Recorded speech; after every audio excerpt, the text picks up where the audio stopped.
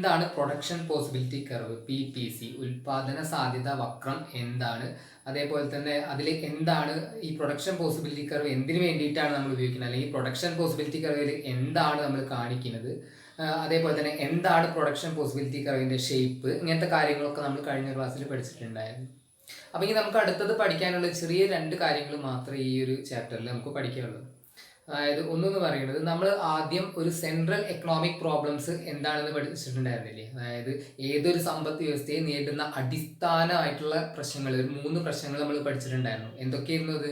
ഒന്ന് what to produce and in what quantity, രണ്ടാമത്തെ how to produce, മൂന്നാമത്തെ for whom to produce, അതായത് എന്ത് ഉൽപ്പാദിപ്പിക്കണം, എത്ര ഉൽപ്പാദിപ്പിക്കണം, രണ്ടാമത്തെ എങ്ങനെ ഉൽപ്പാദിപ്പിക്കണം, ഹൗ ടു പ്രൊഡ്യൂസ്, മൂന്നാമത്തെ ഫോർ ഹും ടു പ്രൊഡ്യൂസ്, ആർക്കു വേണ്ടി ഉൽപ്പാദിപ്പിക്കണം.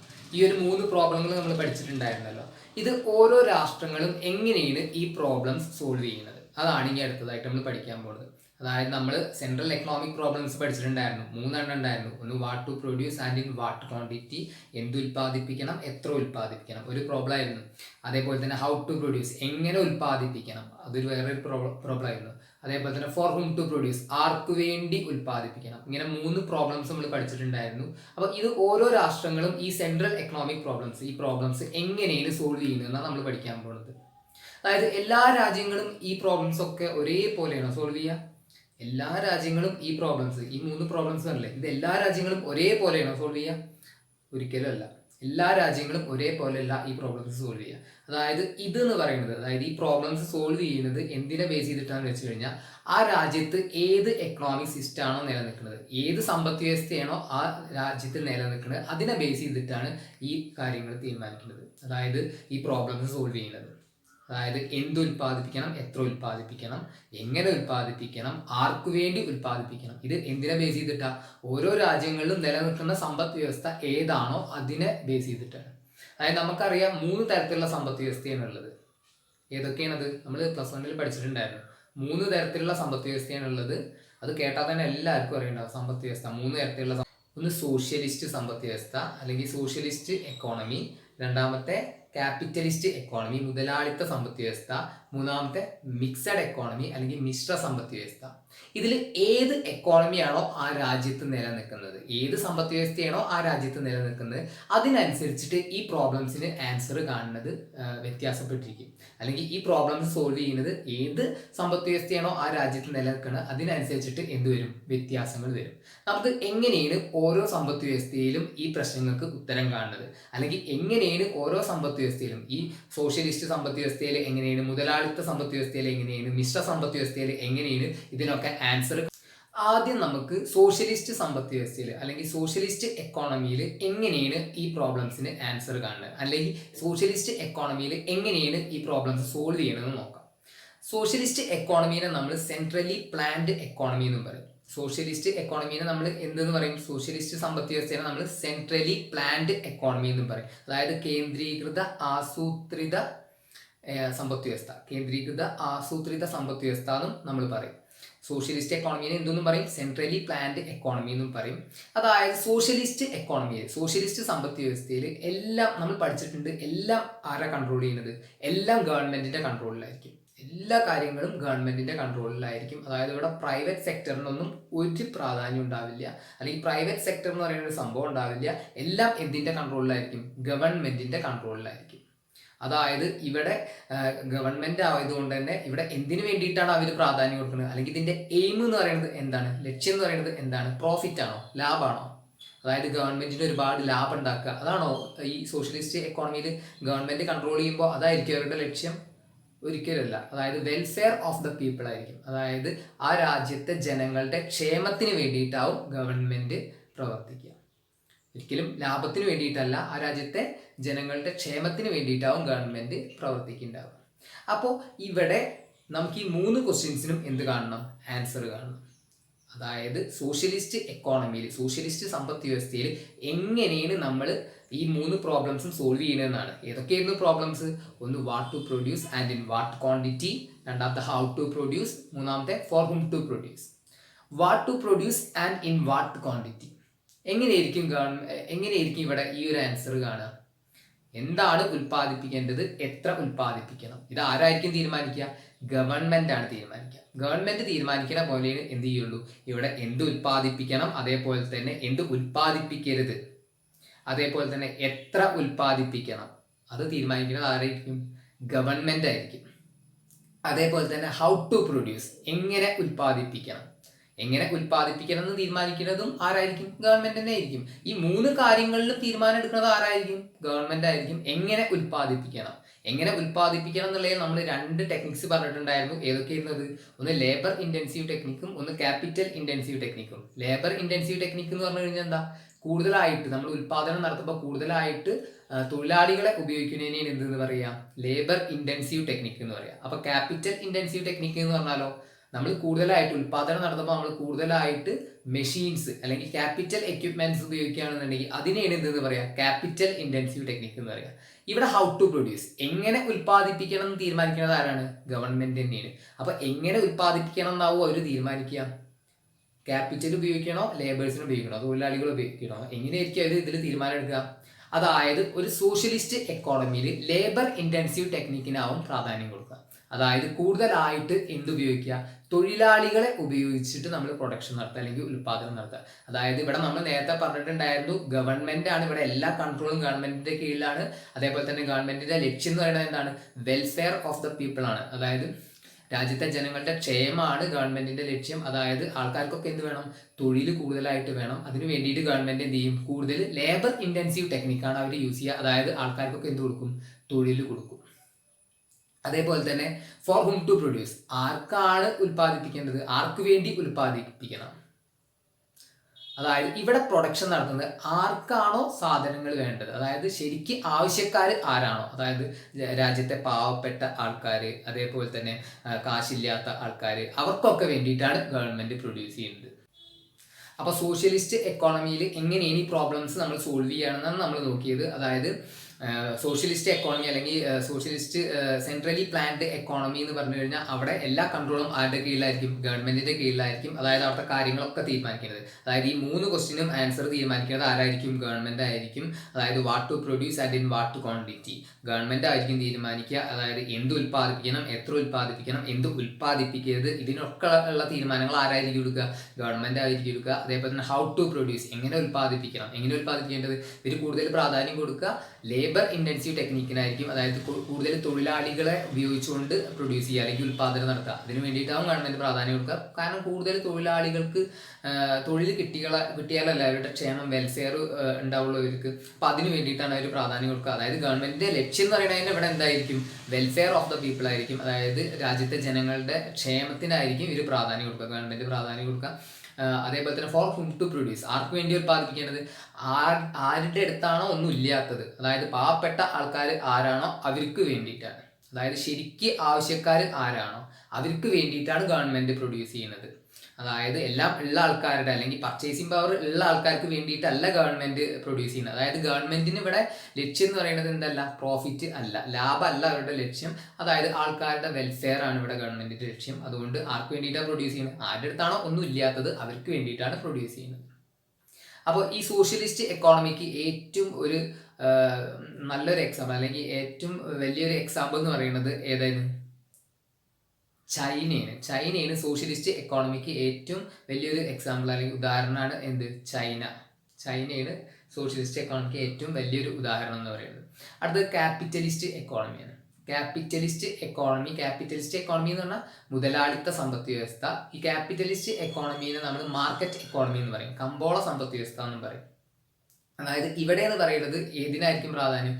പ്രൈവറ്റ് സെക്ടറാണ്. അതായത് പബ്ലിക് സെക്ടർ അല്ല, പ്രൈവറ്റ് സെക്ടറാണ്, മുതലാളിത്ത സമ്പദ് വ്യവസ്ഥയാണ്. ഇവിടെ പ്രൈവറ്റ് സെക്ടറിനാണ് പ്രാധാന്യം. അതായത് കാര്യങ്ങളൊക്കെ തീരുമാനിക്കുന്നത് മാർക്കറ്റ് മെക്കാനിസം അല്ലെങ്കിൽ പ്രൈസ് മെക്കാനിസം ആണ്. ആണ് ഇവിടുത്തെ കാര്യങ്ങളൊക്കെ തീരുമാനിക്കുന്നത്. അതുകൊണ്ട് തന്നെ ഈ ക്യാപിറ്റലിസ്റ്റ് എക്കോണമിയിൽ എങ്ങനെയാണ് ഈ 3 ക്വസ്റ്റ്യൻസിന് ആൻസർ കാണുകയാണ്.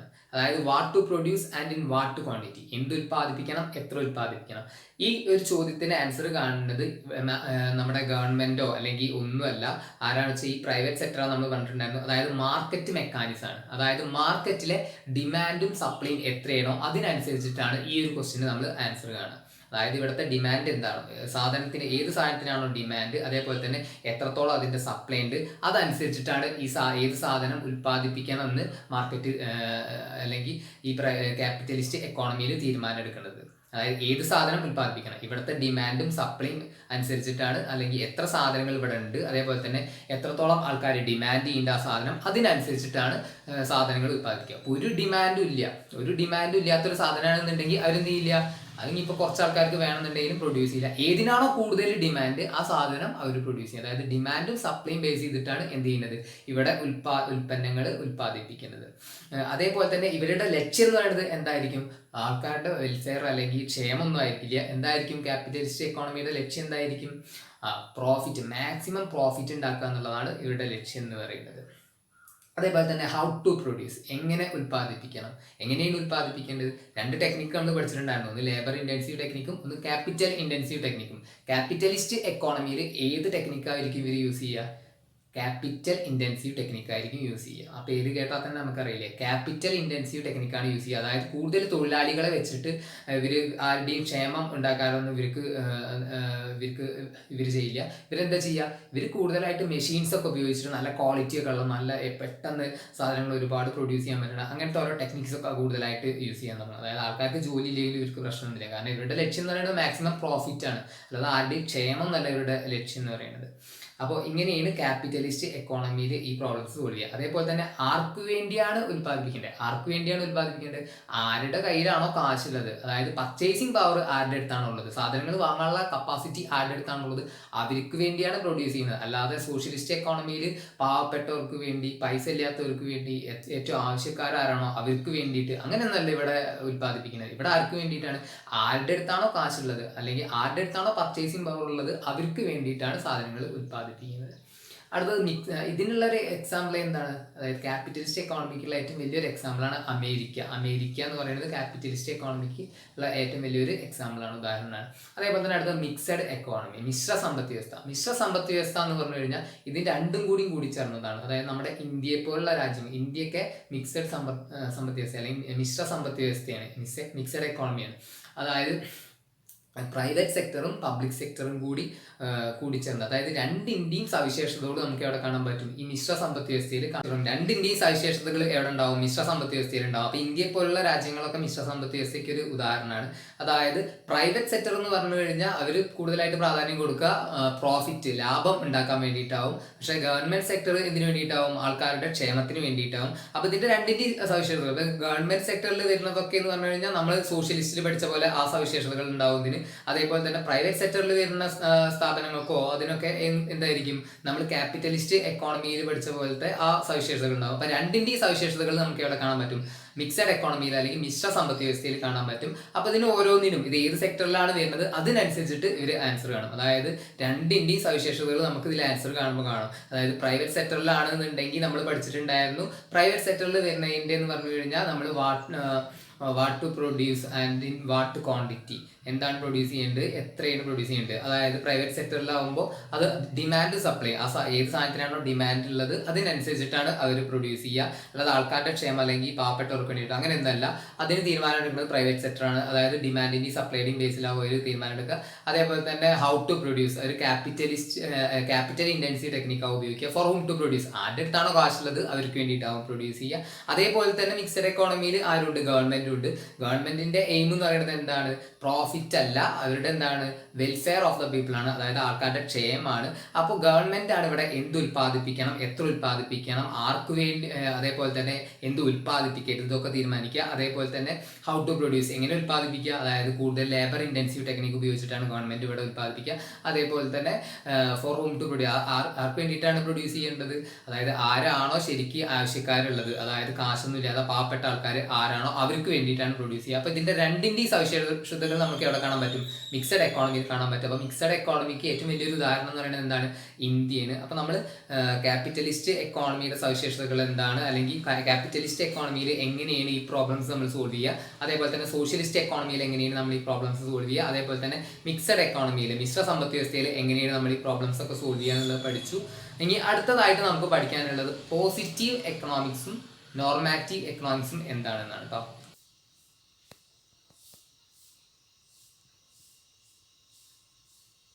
അപ്പോൾ അടുത്തതായിട്ട് നമ്മൾ പറയാൻ പോകുന്നത് എന്താണ് പോസിറ്റീവ് എക്കണോമിക്സ്, എന്താണ് നോർമാറ്റീവ് എക്കണോമിക്സ് എന്നാണ്. ഈ പോസിറ്റീവ് എക്കണോമിക്സ് എന്താണെന്ന് വെച്ച് കഴിഞ്ഞാൽ പോസിറ്റീവ് എക്കണോമിക്സ് ആണ്, അതായത് എങ്ങനെയാണ് ഒരു എക്കോണമി അല്ലെങ്കിൽ ഒരു രാജ്യം എങ്ങനെയാണ് ഫങ്ഷൻ ചെയ്തുകൊണ്ടിരിക്കുന്നത് എന്ന് വിശകലനം ചെയ്യുന്നതിനാണ് എന്തെന്ന് പറയുക, പോസിറ്റീവ് എക്കണോമിക്സ് പറയുക. അതായത് എങ്ങനെയാണ് ഒരു എക്കോണമി ഇപ്പോൾ ഫങ്ഷൻ ചെയ്തുകൊണ്ടിരിക്കുന്നത്, അല്ലെങ്കിൽ എങ്ങനെയാണ് ഒരു എക്കോണമി ഇപ്പോൾ നടന്നുകൊണ്ടിരിക്കുന്നത്, അതായത് എന്തൊക്കെയാണ് ഇപ്പോൾ അവിടെ സംഭവിച്ചുകൊണ്ടിരിക്കുന്നത്, എന്താണ് ഇവിടെ സംഭവിച്ചുകൊണ്ടിരിക്കുന്നത്, വാട്ട് ഈസ്, അതാണ് പോസിറ്റീവ് എക്കണോമിക്സിൽ പറയുന്നത്. വാട്ട് ഈസ്, എന്താണ് ഇവിടെ സംഭവിച്ചുകൊണ്ടിരിക്കുന്നത്, അതായത് എത്രയാണ് ഇപ്പോഴത്തെ അൺഎംപ്ലോയ്മെന്റ് കൂടി വരികയാണ് ഇപ്പോൾ, അതേപോലെ തന്നെ ഇവിടുത്തെ പോവർട്ടി കൂടുകയാണ്, അങ്ങനെ എന്താണ് ഇപ്പോൾ സംഭവിച്ചുകൊണ്ടിരിക്കുന്നത്, എങ്ങനെയാണ് ഒരു എക്കോണമിയുടെ ഫങ്ഷൻ ചെയ്തുകൊണ്ടിരിക്കുന്നത് എന്ന് വിശകലനം ചെയ്യുന്നതിന് എന്തെന്ന് പറയാം, പോസിറ്റീവ് എക്കണോമിക്സ് പറയാം. ഇവിടെ വാല്യൂ ജഡ്ജ്മെന്റ്സിനൊന്നും ഒരു പ്രാധാന്യം കൊടുക്കില്ല. അതായത് ഇതുകൊണ്ടുള്ള ഗുണം എന്താണ്, ഇതുകൊണ്ടുള്ള ദോഷം എന്താണ്, അങ്ങനത്തെ കാര്യങ്ങളൊന്നും എവിടെ പറയുന്നില്ല, ഈ പോസിറ്റീവ് എക്കണോമിക്സിൽ പറയുന്നില്ല. അപ്പോൾ ഇതാണ് പോസിറ്റീവ് എക്കണോമിക്സ്. എന്താണ് സംഭവിച്ചുകൊണ്ടിരിക്കുന്നത്, അല്ലെങ്കിൽ ആക്ച്വൽ സിറ്റുവേഷൻ എന്താണ്, അതായത് ഒരു എക്കോണമി എങ്ങനെയാണ് ഇപ്പോൾ ഫങ്ഷൻ ചെയ്തുകൊണ്ടിരിക്കുന്നതെന്ന് വിശകലനം ചെയ്യുന്നതിന് എന്തെന്ന് പറയുക, പോസിറ്റീവ് എക്കണോമിക്സ് പറയുക. അതായത് എന്താണ് ഇപ്പോൾ സംഭവിച്ചുകൊണ്ടിരിക്കുന്നത്, ആക്ച്വൽ സിറ്റുവേഷൻ എന്താണ് യഥാർത്ഥത്തിൽ ഇപ്പോൾ ഇവിടെ സംഭവിച്ചുകൊണ്ടിരിക്കുന്നത്, ഈ ഒരു എക്കോണമിയിൽ എന്താണ് സംഭവിച്ചുകൊണ്ടിരിക്കുന്നത്, അല്ലെങ്കിൽ എങ്ങനെയാണ് ഈ എക്കോണമി ഇപ്പോൾ ഫങ്ഷൻ ചെയ്തുകൊണ്ടിരിക്കുന്നത്, അതിനെയാണ് എന്തെന്ന് പറയുക, പോസിറ്റീവ് എക്കണോമിക്സ് പറയുക. ഇവിടെ വാട്ട് ഈസ്, അതായത് എന്താണ് സംഭവിച്ചുകൊണ്ടിരിക്കുന്നത് എന്നുള്ളതിനാണ് ഇവിടെ പ്രാധാന്യം കൊടുക്കുന്നത്. അതേപോലെ തന്നെ ഇതിൽ വാല്യൂ ജഡ്ജ്മെന്റ്സിനൊന്നും ഒരു പ്രാധാന്യം കൊടുക്കണില്ല. അതായത് എന്താണ് ഇതുകൊണ്ടുള്ള ഗുണം, എന്താണ് ഇങ്ങനെ സംഭവിച്ചു കഴിഞ്ഞാൽ എന്താണ് ഇതുകൊണ്ടുള്ള ദോഷം വരാൻ പോകുന്നത്, അങ്ങനത്തെ കാര്യങ്ങളൊന്നും ഇവിടെ കൺസിഡർ ചെയ്യുന്നില്ല. അതാണ് പോസിറ്റീവ് എക്കണോമിക്സ് എന്ന് പറഞ്ഞു കഴിഞ്ഞാൽ. പക്ഷെ നോർമാറ്റീവ് എക്കണോമിക്സ് എന്ന് പറഞ്ഞു കഴിഞ്ഞാൽ എങ്ങനെയാണ് ഒരു എക്കോണമി ഫങ്ഷൻ ചെയ്യേണ്ടത്, അതായത് ഇപ്പം ചെയ്തുകൊണ്ടിരിക്കുന്നത് എങ്ങനെയെന്നല്ല പറയുന്നത് എങ്ങനെയാണ് ഒരു എക്കോണമി ഫങ്ഷൻ ചെയ്യേണ്ടത്, അതായത് വാട്ട് ought to be, അല്ലെങ്കിൽ വാട്ട് മസ്റ്റ് ബി, അല്ലെങ്കിൽ വാട്ട് ഷുഡ് ബി, അതായത് എങ്ങനെയാണ് ഒരു എക്കോണമി ഫങ്ഷൻ ചെയ്യേണ്ടത്, അതാണ് എന്തിൽ പറയുന്നത്, നോർമാറ്റീവ് എക്കണോമിക്സിൽ പറയുന്നത്. ഇത് വാല്യൂ ജഡ്ജ്മെന്റ്സിനെ ബേസ് ചെയ്തിട്ടാണ് ഇതിൽ പറയാം. അതായത് എന്തൊക്കെയാണ് ഇതുകൊണ്ടുള്ള ഗുണങ്ങൾ, അതേപോലെ തന്നെ ഇങ്ങനെ ആയിക്കഴിഞ്ഞാൽ എന്താണ് ഇതിൻ്റെ ദോഷം, അതൊക്കെ എന്തിൽ പറയും, ഈ നോർമാറ്റീവ് എക്കണോമിക്സിൽ പറയും. ഇതാണ് പോസിറ്റീവ് എക്കണോമിക്സും നോർമാറ്റീവ് എക്കണോമിക്സും തമ്മിലുള്ള വ്യത്യാസം. ഒന്നാമത്തെ അധ്യായം ഇപ്പോൾ ഇവിടെ കഴിഞ്ഞു. അതായത് നമ്മൾ ആദ്യം എക്കണോമിക്സിൻ്റെ ഹിസ്റ്ററി പറഞ്ഞിട്ടുണ്ടായിരുന്നു, പിന്നെ നമ്മൾ ഡെഫിനിഷൻസ് പറഞ്ഞിട്ടുണ്ടായിരുന്നു, പിന്നെ നമ്മൾ എന്താണ് മൈക്രോ മാക്രോ തമ്മിലുള്ള വ്യത്യാസം പറഞ്ഞിട്ടുണ്ടായിരുന്നു, പിന്നെ സെൻട്രൽ എക്കണോമിക് പ്രോബ്ലംസ് നമ്മൾ പറഞ്ഞിട്ടുണ്ടായിരുന്നു. അതേപോലെ തന്നെ അത് കഴിഞ്ഞിട്ട് പിന്നെ പ്രൊഡക്ഷൻ പോസിബിലിറ്റി കർവ് PPC നമ്മൾ പഠിച്ചിട്ടുണ്ടായിരുന്നു. ഇതൊക്കെ ഇമ്പോർട്ടൻ്റ് ആണ്. അപ്പോൾ അതിൻ്റെ ഒപ്പം നമുക്കൊന്ന് മനസ്സിലാക്കി വെക്കാനുള്ള 2 കാര്യങ്ങളാണ് എന്ന് പറഞ്ഞിട്ടുള്ളത്. അപ്പോൾ എല്ലാവരും ആദ്യം മുതലുള്ള വീഡിയോസ് കാണാം, അങ്ങനെ ഓരോന്നിനെയും കണക്ട് ചെയ്തിട്ടാണ് നമ്മൾ പഠിച്ചിട്ടുള്ളത്. അപ്പോൾ ആദ്യം മുതലുള്ള വീഡിയോസ് എല്ലാവരും കാണുക. എന്തെങ്കിലും ഡൗട്ട് ഉണ്ടെങ്കിൽ